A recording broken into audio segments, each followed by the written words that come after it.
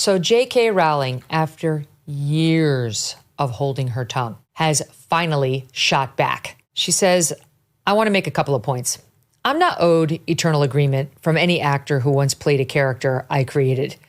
Emma Watson and her co-stars have every right to embrace gender identity ideology. However, Emma and Dan in particular have both made it clear over the last few years that they think our former professional association gives them a particular right, nay, obligation, to critique me and my views in public. Years after they finished acting in Potter, they continue to assume the role of de facto spokespeople for the world I created.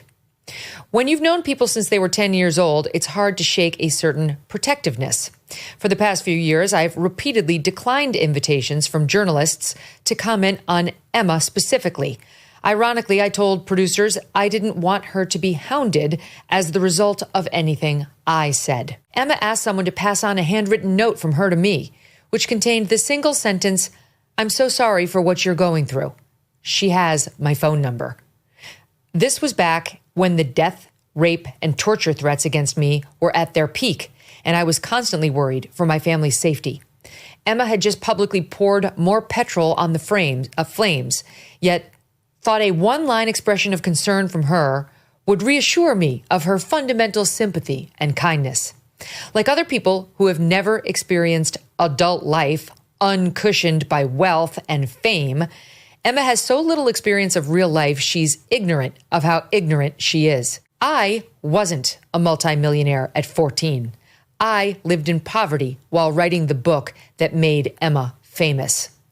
I therefore understand from my own life experience what the trashing of women's rights in which Emma has so enthusiastically participated means to women and girls without her privileges.